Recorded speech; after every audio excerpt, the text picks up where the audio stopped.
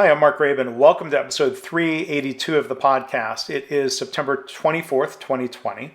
I'm really excited today. My guest is the Tom Peters, and I think that's probably, he wouldn't make me say it that way, but that's the way I feel about it. He is the Tom Peters. He is, of course, an author, a speaker, a consultant. I've been a huge fan of his since I first saw him give a talk in the late 90s, and we'll touch on that in the beginning of our interview. But we're going to be talking about one of his really recent themes. He's been tweeting about it a lot and writing about what he calls leading amongst the madness of COVID-19.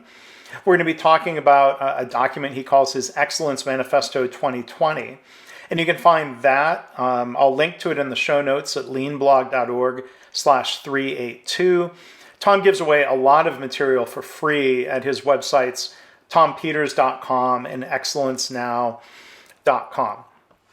So Tom is really well known for his books, including In Search of Excellence, which was published in 1982. Dan Pink, another great author, he was my guest in episode 107. I've heard him say that this book, In Search of Excellence, really launched the major mass market popular business book genre. Thriving on Chaos, Liberation Management, The Pursuit of Wow. Those are some of the other books that Tom has written. As far as his background, he's a civil engineer with a degree from Cornell. He served in the U.S. Navy. He earned an MBA and a PhD from Stanford. He worked in the Richard Nixon White House in the Office of Management and Budget, and he worked for the consulting firm McKinsey for almost a decade. And I think much of what Tom says in our discussion here, beyond being really, I think, thought-provoking and engaging and a lot of fun, will resonate with lean practitioners in the audience. His focus on people, the need for leaders to really love leading people, his concept of management by walking around, and we'll also talk about why good management methodologies often start to fail when they get too codified and bureaucratic.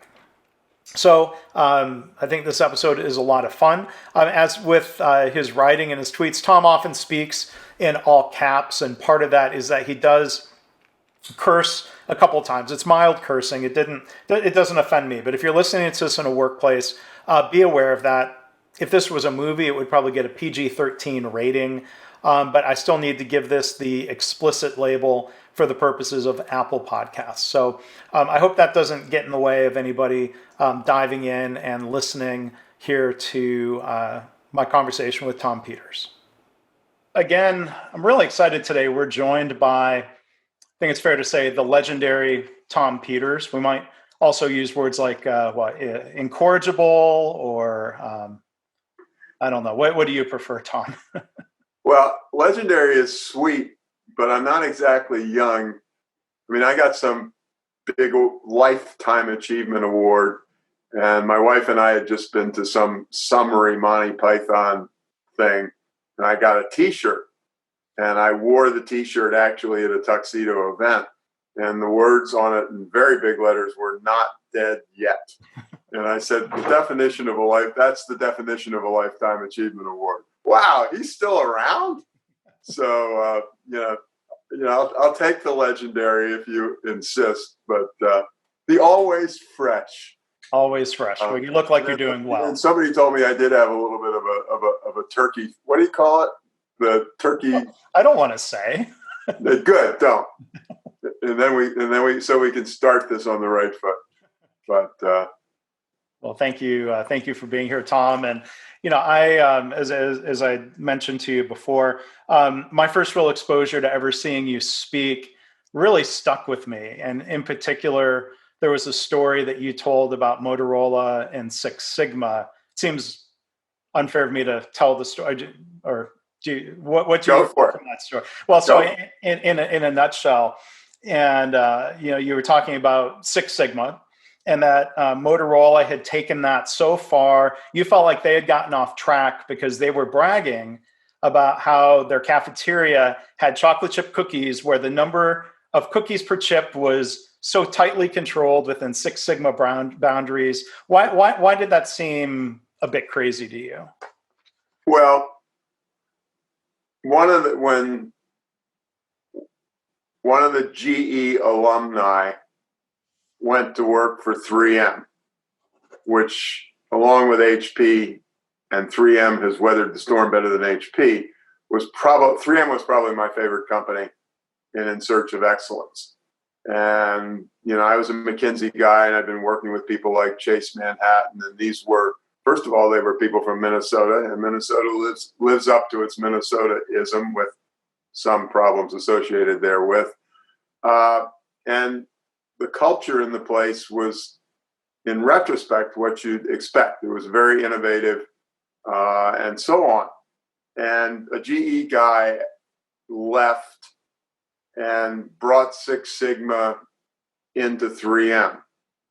And I remember reading the story when he left.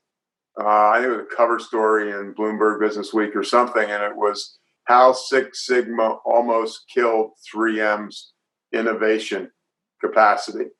And all these systems that, make it to maturity are started for good reasons. They do good things, and then they calcify. Mm. I mean, years ago, a friend of mine at McKinsey did a study on the top 1,000 publicly traded companies in the United States, and over a 50-year period, none of them outperformed the market. So the best of the best of the best calcify, and a brilliant productivity and quality improvement tool becomes a bureaucratic nightmare. And frankly, it's not an exaggeration to use the word inevitable. And Why do you can't. I mean, it's like the following in a trivial way. So, my wife and I had a house renovation a few years ago, and there was a fabulous guy who was the head carpenter, and we got to talking about this and that. And he has to go to school to renew his license. He has to go to his school annually for a couple of days to learn about all the new building regulations locally and in the state. And I had read something that said, you read through public regulations, and we all like, damn public bureaucrats. None of them, not true. Very few of them are stupid. The stupidity comes when one gets piled upon another, gets piled upon another, and suddenly the place, is just literally locked up. And the other thing, and this is very unfair to a lot of incredibly talented people, and on top of that, I am a smartass. Agile is good, agile was good until they started capitalizing the A. It's when a damn good idea, and I'm sure they're great agile coaches, but an agile coach with a capital A and a capital C, that bothers me. Yeah. It was that my old friend is an MIT professor. His name is Michael Schrage, relative to innovation, wrote an entire book that had one of the most wonderful titles known to humankind. It was called Serious Play. And, the whole notion was, yes, we're in a damn serious business, but there's got to be a bit of playfulness to it.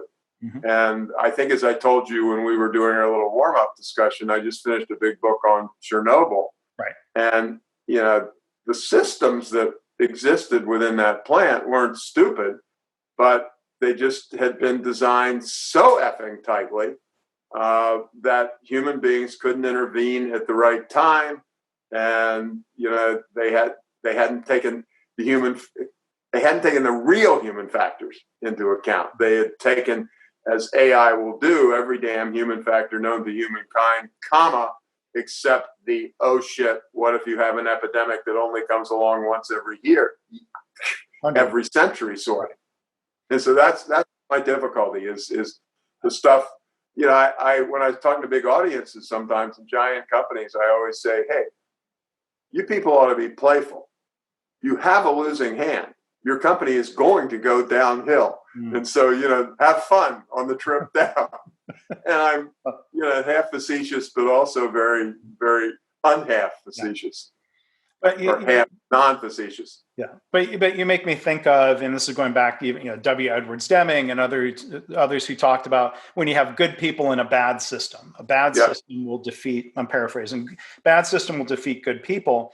I saw the HBO series on Chernobyl, and the one thing that's striking is the denial in leadership of bad news trying to bubble its way up and that not happening. Changing direction a little bit. Well, let me just say, in just to reinforce what you said, is, and maybe it's only old people like me who remember the Cold War, but people who deny what's going on, sounds like the Soviet Union. Well, it bloody well happens in any company of probably, frankly, over 10 human beings. Sure. And it certainly happens in the big corporate bureaucracies. I mean, who wants to be in a place that has 8 levels of middle management? Who wants to be the one who tells the executive vice president that the world just came to an end? Or even on a smaller scale, hospitals. So I've worked a lot in healthcare the last 15 years. I've seen what you've written and shared about healthcare. My God, and you're still here to talk to us. I'm still here, but we're trying to change that culture of executives being in denial or not wanting bad news to go upward. That's where, when you've shared and I think rightfully ranted about the number of people harmed and killed by medical error, What a shame that is. To use the sports term, by unforced errors. Right. It's not the ones that are inevitable, but the ones that could be prevented. I just want to toss something in when you said that, which is consistent with what we're talking about. Well, in all respects, there was a study. I live in Massachusetts now. There was a study in the Boston that was reported in the Boston Globe, done by Massachusetts General Hospital, MGH, which is one of the top 5 hospitals in the United States. Blah blah blah blah blah. And one of the things they discovered is when nurses are at bedside now, they are always carrying a tablet. And they have data entry requirements. And the measurable conclusion was that nurse-patient eye contact has gone down by 70%. And that makes you want to weep because, the real reality is hard psychology, hard psychological research. Eye-to-eye contact is, frankly, at least as good as penicillin or whatever your favorite miracle drug is. But, well, and then the part of it which you will appreciate as somebody who works with healthcare, then the part which makes you really want to, punch the screen. About 75% of what those nurses are entering is billing data. Mm-hmm. Right. And that's when you want to start wringing necks. And doctors often want to wring necks of. Oh yeah. Well, yeah. The proof of that, which is tragic. And I read this a few years ago, and I would assume it's even gotten worse, is something, and don't trust me entirely, but I'm pretty sure of what I'm saying, something like 80% of doctors would prefer that their children not go into medicine. I've heard that anecdote. Excuse my language, that's an oh shit kind of thing. Right. It's sad. It's really sad. And the levels of burnout that you see. And I guess then that leads to them wanting to tell their children, do something else. Yeah, find something else. Yeah. So you've, of all the things that you publish and you make available on your website, one of the most recent is what you call your Excellence Manifesto 2020, the 29 number ones. And I'd like to explore some of those, but how much of that document, if any, changes now that we're in the midst of a pandemic and social unrest around race and other important issues? Is leadership and what's required from leaders consistent, or has some of that changed right now? Well, it's not as easy a question to answer as it may seem. The answer is everything has changed, and I hope this doesn't sound as arrogant as it might, but the stuff that I've talked about for the last 40 years, people stuff, etc., has now gone from optional to required. I really don't know enough about your audience or what's appropriate or not, but I've said leadership advice in the age of COVID-19, and again, my apologies if required, don't be an asshole. On a slightly more polite language, I wrote something which is in an updated version of what you've read, that I called it the COVID Leadership 7. And the COVID Leadership 7 is be kind, be caring, be patient, be forgiving, be positive, be present, walk in the other person's shoes. And, it might sound like it came out of I was raised a Presbyterian, like it came out of a Presbyterian handbook or something, but it's really true.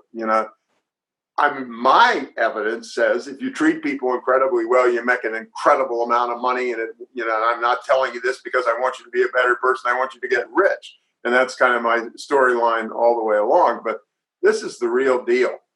And it's not the question you asked, but it's just something I get off on these days. And this is in that list as well. Hire people with pretty damn high EQs. One of my favorite examples that I used in my last book came from a guy by the name of Peter Miller, and he heads a biotech company that's called Optinos, and I think my pronunciation is correct. And his one-liner was, "We only hire nice people." Mm-hmm. And the real key to this for our listeners, viewers, is that he said, look, he didn't use my words, this is an incredibly sexy business, and I need somebody with a PhD in some obscure realm of molecular biology. But he said, I learned something. Give me the most obscure degree in the world, and actually, there are a lot of people who have that degree, and don't hire the jerks. Yeah. And his line, which again I think is exactly accurate, is I think he's got a couple of hundred people, so it's not GM, but it's also not two people in a garage somewhere. He said, I really believe that one bad apple can spoil the bushel. Right. And in his case, which I love, is I'm the person with the PhD, and my CV is so good that you, Mr. Miller, CEO, are weeping with joy and would desperately like to offer me the job. Well, even though I'm CEO, even though you're CEO, you can't. Yeah. Because they have a rule, and the rule is run the gauntlet. And after you and I are finished, and I don't remember whether he takes the people around or not, but it's irrelevant, Tom Peters, the genius, will have 5 to 10 minute conversations with about a half a dozen people who will be the receptionist, the 27-year-old in the finance department, indeed somebody in R&D, and so on. And any of those people can blackball him. And we don't have forever, and I hate to go on about this, but that's I just loved it so much. But back to your healthcare, almost every darn list I see, and I suspect you would agree, if Mayo Clinic's not in first place, it's never lower than about third place. Right. And relative to exactly what I said, there's a wonderful book out. Authors' names I don't remember. Book I remember exactly. It's called Management Lessons from Mayo Clinic. Right.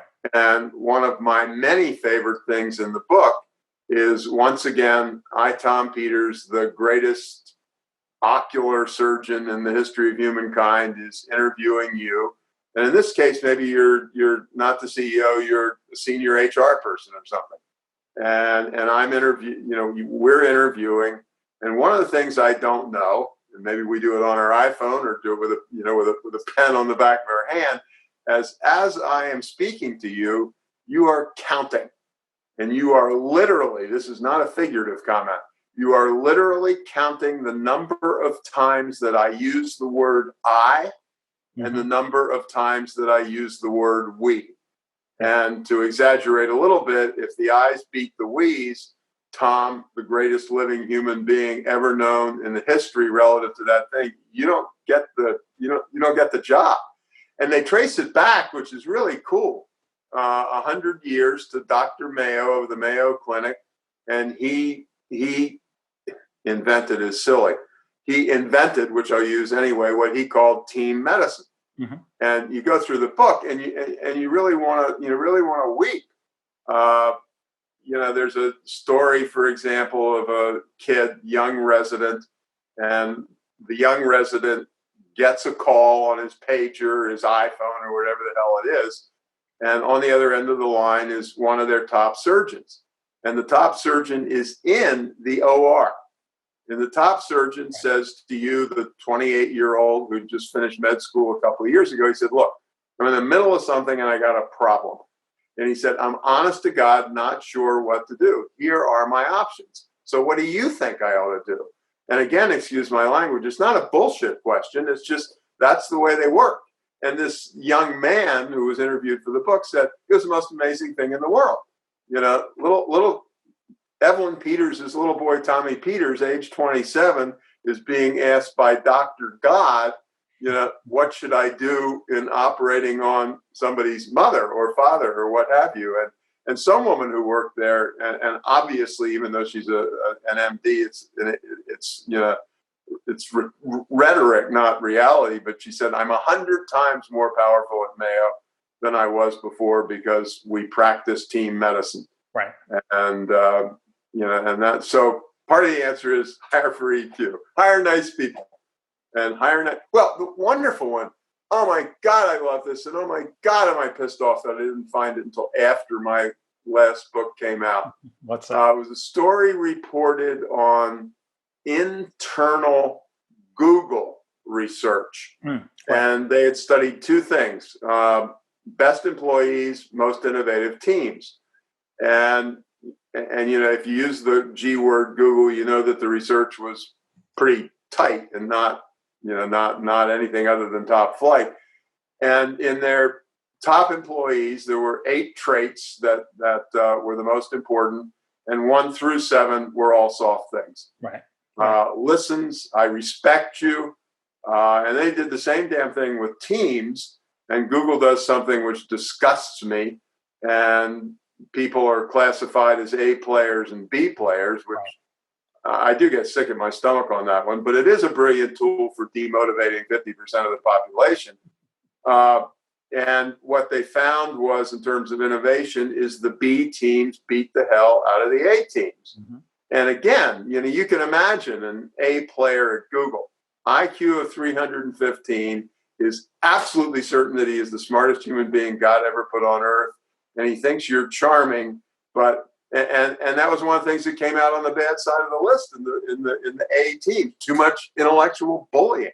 Yeah. But again, point being that you could say, oh yeah, your EQ thing, Tom, is really great if we're talking about a hotel, but it's really great in the tech part of the Google organization, and just as bloody important. Yeah. And so you talk about putting people really first. Like, why the need to insert the word really? Is that because companies say things like, oh, people are our most important asset, but they don't really mean it? How do you really? What it really means is that you passed the test. And I said, I did my last book. It was my first book in the modern world, meaning, in 10 years or something. Uh-huh. And suddenly, instead of going to bookstores, I was doing podcasts. Yeah. And this is probably not accurate, but let's say I did 20. And the wonderful news was that 18 or 19 were like you, and the people were prepared.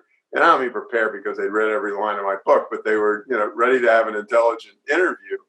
And I swear to God, 15 of the 19 prepared people always started by saying, Tom, you write a lot about people. And I was an old Navy sailor, and I will not use the language that went through my head in this particular incident, but it was, what the blank else is there to write about? Right. I used Twitter a lot, and I had a testy conversation about a week ago with somebody, and they said, we really get what you're saying, Tom. People are our most important asset. And my response in print was, bullshit. You didn't get it at all. People are not the organization's most important asset. People are the organization, period, all stop. I don't remember whether it was on that list or not, but one of the things I said is wash your mouth out if you ever use the term HR again. Yeah. I am not a human resource. I was an only child. And on the night of November the 7th, 1942, my mother popped me out. And let us say at 4 a.m., my father got to come into the birth room.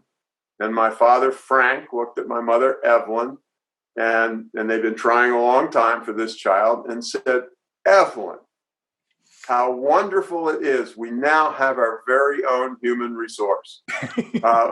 Well, he didn't say that, damn it. And people aren't resources. People aren't assets. People are people. Right. And so it's, I mean, and the other thing that's really so important, without going off on yet again the longest thing in the world, is it's incredibly important. And I just talked about it a little bit with the COVID world, but it's incredibly important in the artificial intelligence world. You know, they talk about AI versus IA, artificial intelligence versus intelligence augmented. Yeah. And, you know, bringing the people part more front and center, to my mind, is clearly the best way to differentiate yourself. Right. I've had similar reactions when we talk about lean manufacturing as a methodology, and people will write things. There are articles titled something about the people side of lean, and I kind of cringe the same way. I'm like, well, wait a minute. Well, excuse me, what's the other side? Right. Yeah. Well, my shorthand for this, which again I think is somewhere in that paper, is what is an organization? People serving people serving people. Right. Leaders serving the frontline people who do the work, who in turn serve the customer. Right. And two key words in that sentence: people, service. Right.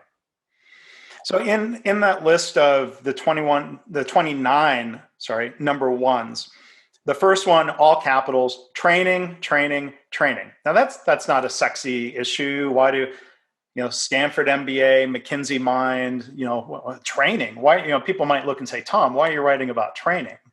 Well, I'll jump to the punchline and then say more.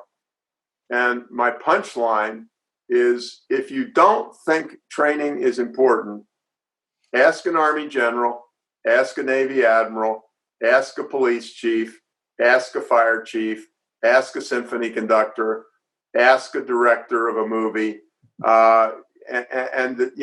They're all exactly the same. And it's just so insane and stupid to me that is so obvious for a symphony or a 4-star general in the bloody army, but it doesn't seem to be obvious to the average business person. And that quote that I used came from a guy by the name of Chester Nimitz, who ran the Pacific Fleet of the United States during World War II. Right. And when Pearl Harbor happened, the Navy was pitifully unprepared. And yeah, we lost a lot of ships in Pearl Harbor, but it was Nimitz's, I don't know what was in those days. Wasn't a fax, wasn't an email. It was Nimitz's communication with the guy who ran the Navy. And he said, the secret to us coming back is training, training, training. It is not more ships. They just hadn't had the money. They hadn't had the time. They hadn't had the interest. And so, I've also said about myself, and I think it's related, I said I'm a pretty good speaker, but I sure as hell am often not the smartest person in the room.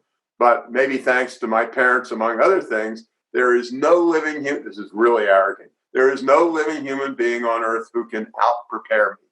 Yeah. And it's all about preparation. There's a wonderful one-liner that I love that is attributed to Abraham Lincoln. Right. I think he was giving a management lecture that day.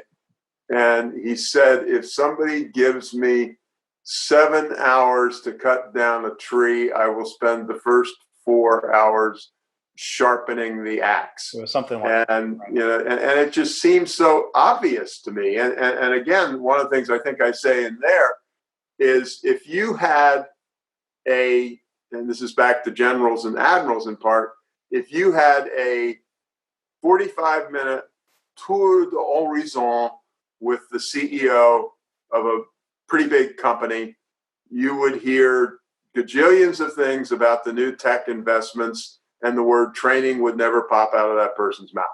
And I think it's ridiculous. But again, I really think this is one of those times when the one-liner is key.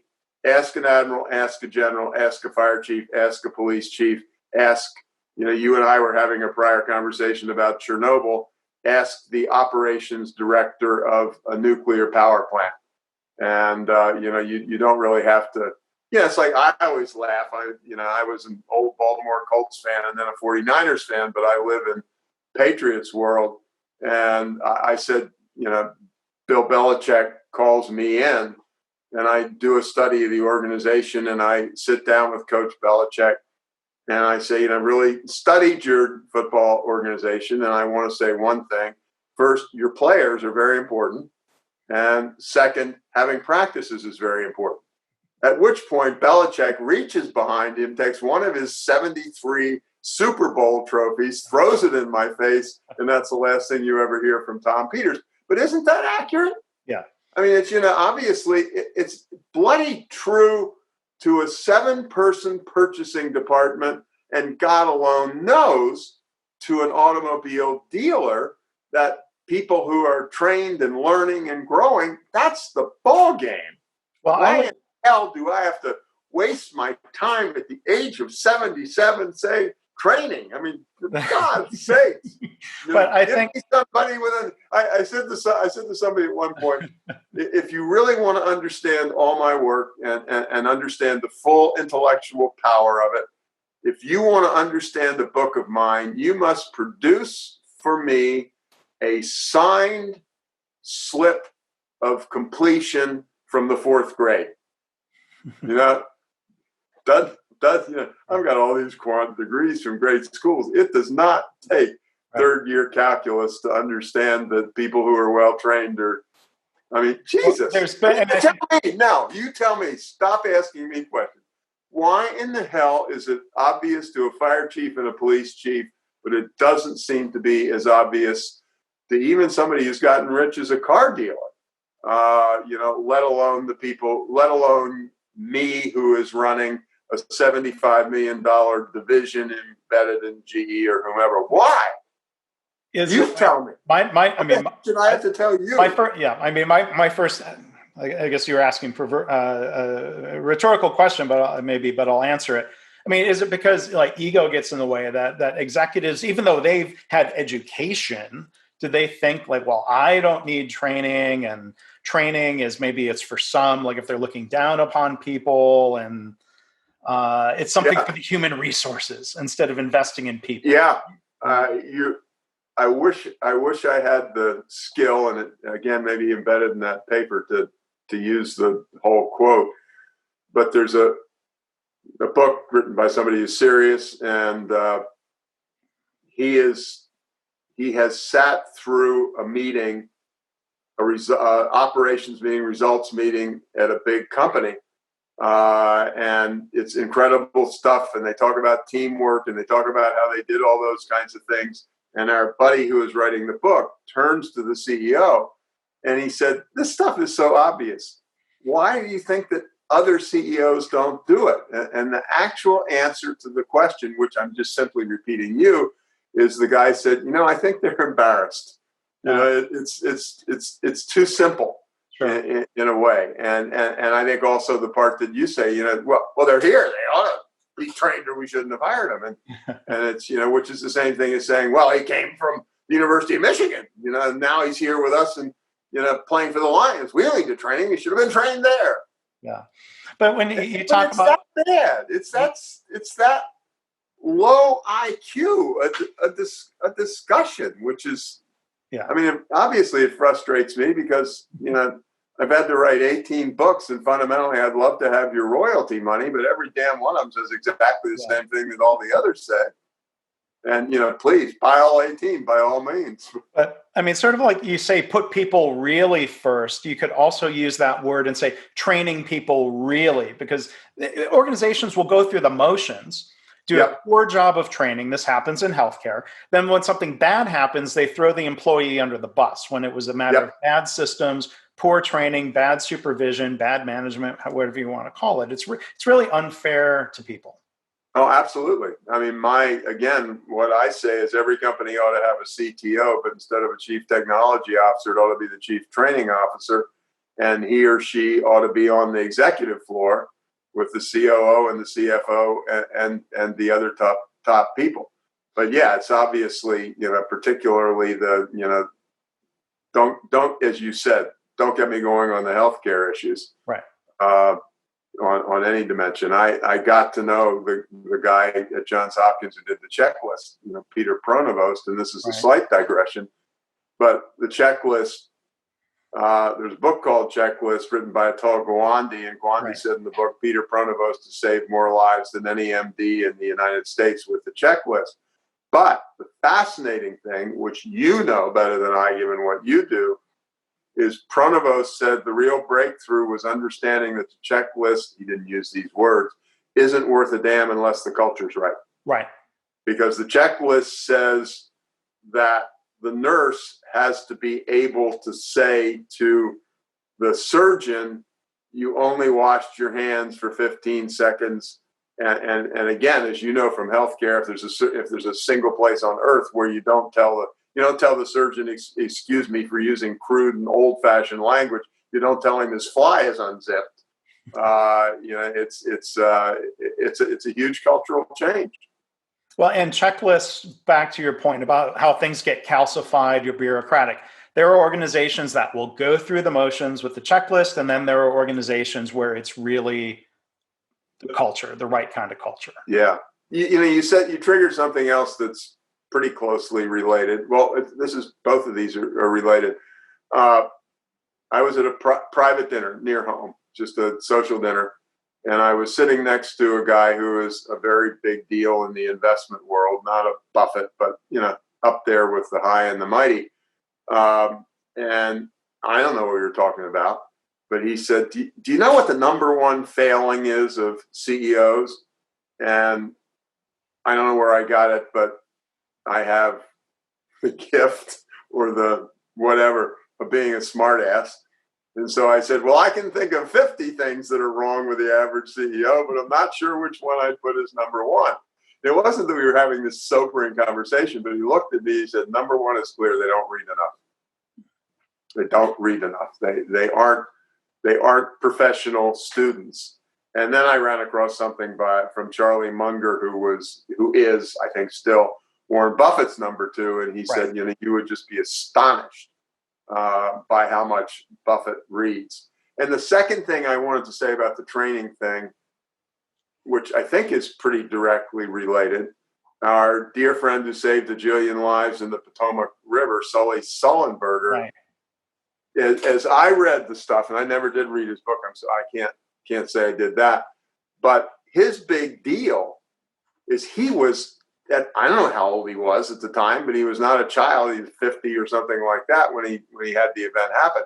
He loved flying, and he was a student of flying, and he was always studying and always trying to keep up. And a lot of the reason that he reacted so well is he was better prepared, than the other folks. And again, it seems so simple to me. And obviously, and it's a perfect example. Chernobyl or Sullenberger, you are dealing with a very sophisticated technological machine, so you can't say they didn't invest enough in the technology, and yet it was those instincts to pull things together, that led to his being able to do the truly miraculous thing he did. I've seen him speak, and he'll talk about how checklists were so important. There was no checklist for that exact specific situation. He'll say there was no checklist for what happens when you're taking off from a New York City airport and both engines are taken out. Sorry, wrong river. I had it in the Potomac. The Hudson. But he said, the skill of what he and his co-pilot did, and he gives so much credit to his co-pilot, Jeff Skilling, is that they were able to figure out which checklists to pull from. Yeah. And I love that. I'd never heard that. That's brilliant. And the culture of teamwork made sure that one of them was flying the dang plane, because planes crashed when both pilot and co-pilot were trying to figure things out, and no one was paying attention to altitude. So that's brilliant teamwork, and that comes from training. Well, and I remember, which is also the checklist thing in that regard, and I think Delta Airlines was one of the first to do this. They really pushed hard on the culture of the co-pilot is allowed to tell the pilot that he's full of shit. Excuse my language, because it's surgeons and whatever have nothing on pilots and co-pilots. Right. And the co-pilot was told. I mean, this is a little bit of what we've been doing in the policing situation by saying you are required to stop so and so if his knee is on the neck of the offender. And this didn't say to the co-pilot, you're allowed to interrupt the pilot. It said, your performance means that if you've got a problem, you tell the pilot. You do that. This is a required task, not it's okay. Right.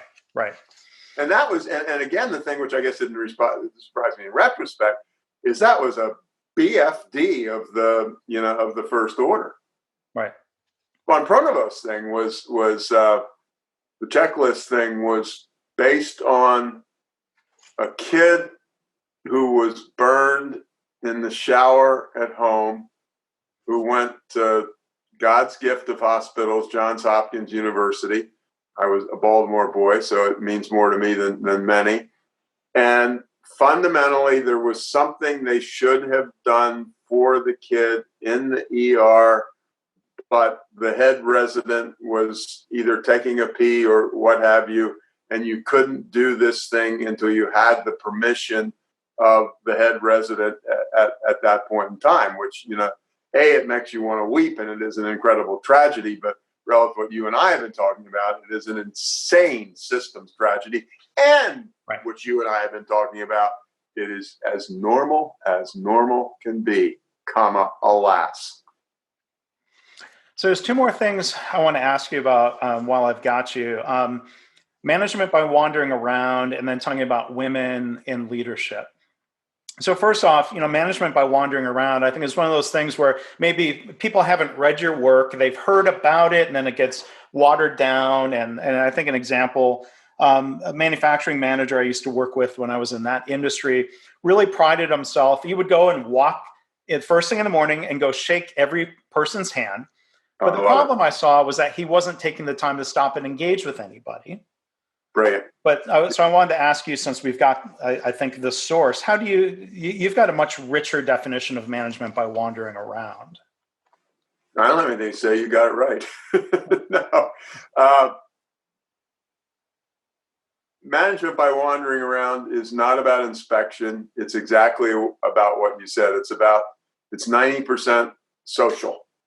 And I had, again, a big Twitter spat about, can you call a work team family? And, some of the purists said, no, that's only my whatever. Well, and I'm willing to, if you require me to, drop the word family, but I will say any workplace is a community in the capital C sense. And I'm going to jump ahead and then I'll come back. My wife and I, it will not happen this year, but typically spend a couple months of the winter in New Zealand. And we have a house, which is more appropriately called a shack, that's by the sea and wonderful beach. And here I am, this is 2 years ago. So tragic. 75 years old, walking on the most beautiful beach in the world and thinking about MBWA. Now, tell me if there's anything more tragic than that. But at any rate, having at that point been talking about it for 35 years, I had I hate epiphany, but I had a real epiphany. And my epiphany, which is exactly what you're talking about, is this. If you are the boss and it's 1 a.m. and you're in the distribution center with the all-night crew, and if it is not fun, I mean, you learn about what's going on. If it is not pure, raw, unmitigated fun, I want you to do me a favor. Go home, go to your desk, get out a pen, take a piece of paper, and resign your job as a leader. If you don't get off on the people who are doing the work at 1 a.m. And And you know, I really, and these words, it's okay to use these words like fun. And when I say that, what goes through my head is this wonderful line from, you know, one of the all-time, maybe the all-time National Football League coaches, Green Bay Packers, Vince Lombardi. And the wonderful Vince Lombardi line, and I would dearly, dearly ask our watchers, listeners to not say good line, but just reflect on this a little bit, is Lombardi said, you do not need to like your players, but you must love them. And this is coming from the toughest guy who ever walked on the face of the earth. And you know, you can make your own translation, but the idea is really central to this whole time. I remember there was a woman by the name of Pat Carrigan, and she was the first woman to run a GM parts plant. And we went to see her for a TV show, and she was so fabulous at what she did that actually the state legislature of Michigan gave her a congratulatory letter when she retired. But what I remember is MBWA is one of the people we talked to with the camera on was the head of the UAW in that plant, which had a couple of thousand employees. And you know, he said, let me tell you about Pat Carrigan. He said, Pat Carrigan comes to work on whatever the hell it is, the 17th of September, XXXXX. And he said, I knew she had come in. And he said about a half an hour later, you know, union head in a big plant is a guy who's got an office. It's not a part-time job. And he said a couple of hours later, I hear a knock on my cubicle. And, you know, I open the door and there's this woman and she said, I'm Pat Carrigan. Can I come in and chat with you for a while? He said, I have been in this business for 25 years and a plant manager has never come to my office to ask if he or he in this case, can sit down and talk. I am always summoned. And, you know, and then I was talking with frontline people and this is just not believable, except unfortunately, given my training, I do believe it. And I had a bunch of these tough old dudes who, you know, been around, and we got them right after they came off of the night shift. And I asked kind of the question based on the union leader thing. And some of them said, you know, I haven't seen a plant. I don't know. Maybe we don't have a plant manager. I've never seen one. And you know, but again, it's so easy to say it. And we're back to only hire nice people. You got to be somebody who gets off on people. You know, to use incredibly sophisticated language associated with all of my PhDs and other degrees, if you don't get off on people, you shouldn't be leading people. If you know, this is well, if you have 9 people on your team and you do not know the names of all of their children and what their grade level is, I'm more than willing to toss you out onto the street and say, thank you very much. I'll give you good severance, but you don't belong here. Yeah. Well, and it's not being intrusive. It's no. The reason you want to know about their kids is you give a shit. Yeah. You know, you're coming to work for me. You're spending 8 hours a day. And I got a capital F family, lowercase f family community. If we're going to get something done, we got to give a damn about each other. Yeah. And I'm not prying into your personal life. And I've also put it, you know, the biggest problem in many corporations, big corporations, is crappy cross-functional communication. Purchasing people don't talk to the accounting people and so on. And this is a little bit changed, to be sure, in the age of WFH. But I said there is a secret to excellence in cross-functional communication. And the secret is the word LUNCH, lunch. It's much more important than Oracle. So I'm a purchasing guy, and I'm a proud professional, and you're a finance guy, and you're a proud professional, and we seem to spend half our life fighting with each other. And we'll take that example and set it aside. I at some point say, why don't we get lunch? And, you know, here you and I, we've been at each other's throats for a long period of time. And I think I'm probably pretty close to right. Statistically speaking, while we're sitting at lunch, we will discover that both of us have eighth graders who are in the same school. And, the whole world changes then. I am still a son of a bitch purchasing officer, and you're still a son of a bitch finance officer. But when we chat with each other about a problem, it's two people who really get off on each other, which is a totally different circumstance than I'm the finance guy, I know more than you. I'm the purchasing guy, I know more than you. And once we got those two eighth grade kids, we're about to give each other shit. But the first thing I say is, I hear George is on the soccer team this year. How are those guys doing? And the whole world changes. So I'll take the lunch. You take the bloody software from SAP or Oracle. I win. I was just going to tell you real quick. I'm a Michigan kid, and my first job out of college was in my hometown at a General Motors plant. And so, as an engineer, I was out on the shop floor getting to know.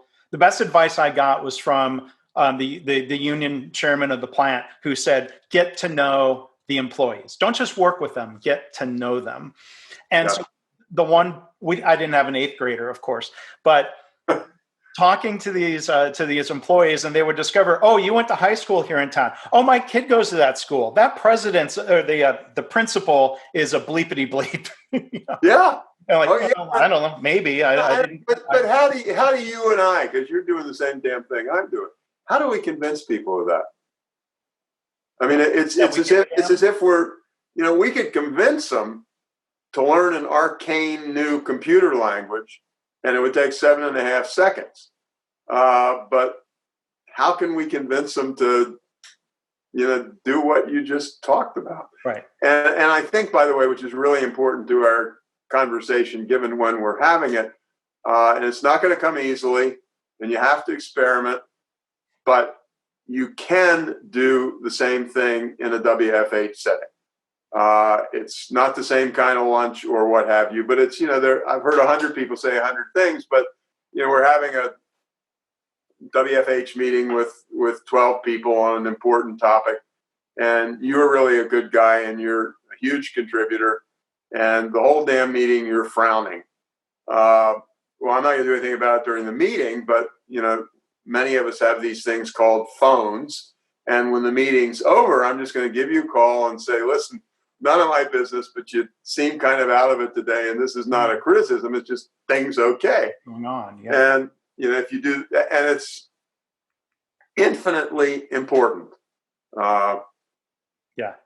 Just one other to toss in, which will take too much time to talk about, so we won't do anything more than toss it in. If you will give me a room full of 100 managers, and you will ask me how many of those 100 managers are skilled at giving negative feedback, I will respond by saying, stupid question, none. It's giving effective feedback makes neurosurgery look like child's play. And again, it's one of the 872 things they don't teach you at the Harvard Business School. Yeah. So maybe a final point, or on EQ. You've been talking for a long time about the need to have more women on corporate boards, and there's data that you share. It says boards with gender balance have 56% higher profits, but then beyond that, you talk a lot. In the paper that you shared, and I'll link to that in the show notes, that women are better leaders on like 12 out of 16 different dimensions. Can you tell us about? Yeah, you can give the link, and it's also in stuff that you can find at tompeters.com.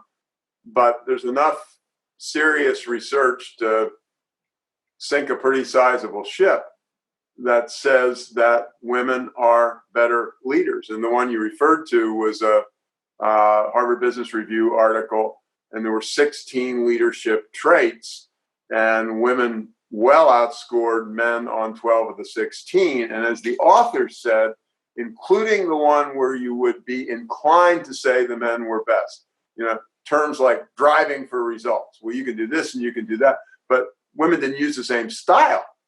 Which is kind of the point to a significant degree. So, the research is clear that women, there was another one, a guy by the name of Lawrence Pfaff. I don't know how the pronunciation is. It's Pfaff. And he took 20 dimensions of leadership, and women outscored men on all 20, and something like 17 of them with statistical significance.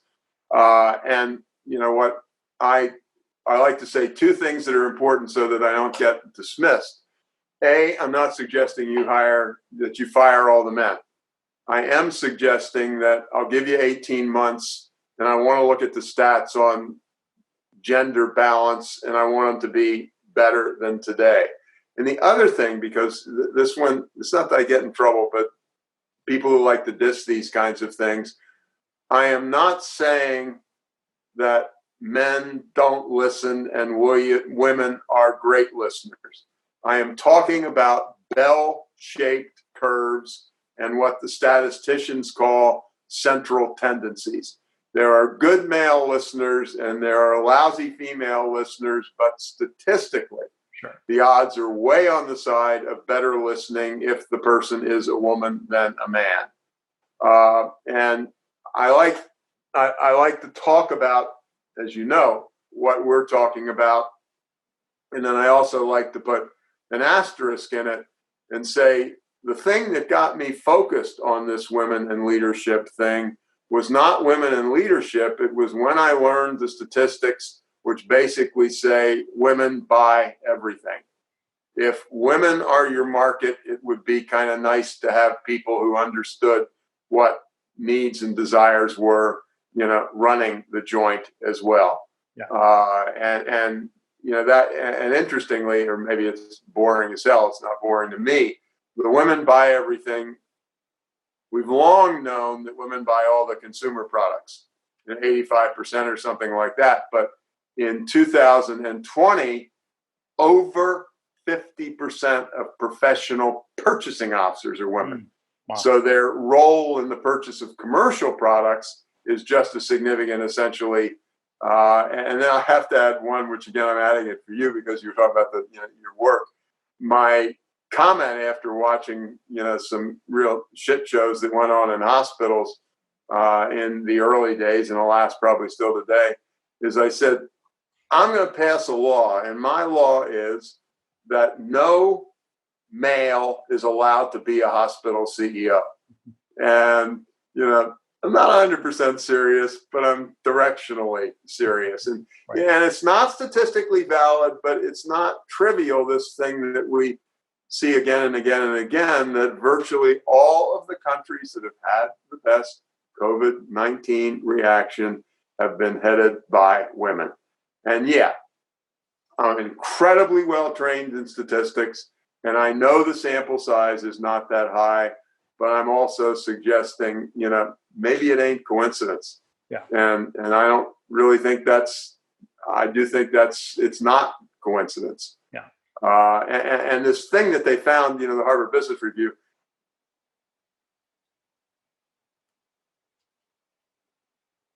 it's not being soft to say thank you, right, and to listen and to do what you were talking about in the plant and get to the point where we both understand that our dads were on the 19XX football team together at the high school that's 15. There's nothing soft about that. Yeah. You want soft, baby. Let's go back to the recession of 2007 and look at the derivatives of shitty, useless mortgages that were turned into pieces of gold that turned out to be pieces of crap. Right. Numbers. Anybody, my line has always been, anybody who's been in business for 3 years or more who can't fake the numbers, that's a no-brainer. Right. And I don't mean in an illegal or immoral way, but we all know how to fudge numbers. Numbers are soft. They're abstractions. And my relationship with you is not an abstraction. Mm-hmm. That's rock solid, hard stuff. There's some investment guy, and I don't remember the quote, I think it may be in the piece that you've got, who says the basis of all success is the quality of the relationships. Yeah. And it's true. Yeah. And it's as true in AI world as it was in, where the phone was a tin can and a piece of copper wire hooked to another tin can. So one thought you've sparked from what you've said. Let me say this back to you and see if you agree or not. If you say a company, an organization is a community, it seems like it makes good business sense for the community of the company to very much mirror the community that they are serving or selling to. Seem like a fair statement? Definitely. And it's also important to serve the community in which your workers work. There's an old friend of mine by the name of Bo Burlingham, and he wrote a wonderful book called Small Giants, the subtitle of which approximately is Companies That Chose to Be Great Instead of Big. And he had 4 attributes. And one of the 4 great attributes of these companies is he said they absolutely were totally engaged in the communities where they were. And, if I've got, well, to me, it seems again as obvious as the end of your nose, but well, again, as I said, it's community is a bigger word for me. It should have been a bigger word a long time ago. And particularly when we look at this world of COVID-19 and the racial inequality that we have discovered. And it is discovered, which just embarrasses the living hell out of me, because I was pretty heavily involved in the civil rights movement era in the 60s, and I taught the first course that they ever taught at Stanford on, kind of affirmative action and so on. And I thought it was a done deal. And we found out it's not a done deal. Right. And again, I think that it's going to take hard work. It's going to. I don't want to make this political, but it is. Anybody who doesn't think there's white privilege, unfortunately, was born without a brain. I said to somebody, right, the three kinds of people who I most dislike in the world are mass murderers, number 1, child and spouse abusers, number 2, and number 3 is successful people who think they deserve their success. Mm. Why am I brilliantly successful? I have had a lot of success, and the first 98% was an excellent choice of parents. Mm. I was born white, male, Protestant, American in 1942, and I would have had to work hard to screw it up. Mm. And it's really important that we try to understand this. And just there was this wonderful piece. I'm sure you've read 100 of them, and it was an African American or Black woman surgeon. There's just a little story of why I wear scrubs all day. And one of the punchlines was, if I'm a Black female surgeon and I've got my scrubs on and I walk through Neiman Marcus, they don't treat me like she's going to be a pickpocket. No. And, you really, we ain't there. And it's going to take hard, conscious work not to get us there, because we probably will never get there. But it's important. It is. Okay. I've got to run. Okay. So thank you. You get one last one-liner if you want it, and then I'm out of here. All right. Sorry. So one other word that's important to you, acknowledgement. Maybe let's end on that. Yeah. Brilliant. You and I may do this again together. And the most important thing that I can say right now is thank you. We all really appreciate being acknowledged by somebody. And there is an asterisk on that one that's really, really, really important. Small stuff is more important than big stuff. If you make $1 million sale for me, you're going to get paraded around the room and so on and so forth. What I need to say thank you with is when I watch you being under a deadline, nonetheless, spend a half an hour helping George with something that he's got that's important. That's the thing that's the thing for which the thank yous are most important. And it's just saying, you're alive. You're important to us. Yeah. I care about you. And by God, thank you for doing that kind of thing. And thank you for this fabulous interview. And I mean it. Thank you for being a guest, and as a way of saying goodbye. I'm sure that you reply to people on Twitter, and the first time you replied to something, that made my day. Like, wow, Tom Peters acknowledged me. It was a little, it was a little thing, but thank you for that, and Yeah, thank well, you for I'm making time delighted for to this. say I have trouble with understanding that. I can't imagine why the hell anybody would say anything. No, but no, seriously. No, but it is to the point. The answer is when you take relative to your world as a whole, and you used me as an example, to write that tweet probably took you 15 seconds if you're a slow typist, and 11 if you're got a pretty fast finger. And the acknowledgements, it's a nod. It's I remember one time when I had a training and consulting company in Palo Alto, and we had some pretty big clients, and we had, I don't know, quarterly bonus or whatever the hell it was. And I, with everybody gathered around, gave our receptionist the biggest bonus. And I said, now let me tell you about her. I said, if a client gets here 15 minutes before a meeting, we do not have to make a sales pitch. Yeah. Just her attitude, her spirit, her engagement. I said, she makes the frigging sale. Not this guy over here who knows all this stuff, but the sale is made. We're a company that people would like to work with once you've spent that 15 minutes in the waiting room. And the important thing about anecdotes like that is they aren't hyperbole and they aren't exaggeration. I'll give you the 2 tons of research if you want, but that's not a cute story for you and I to end on. It is a deadly P&L growth-oriented story. The receptionist makes the sale far more often than the salesperson does. Very good.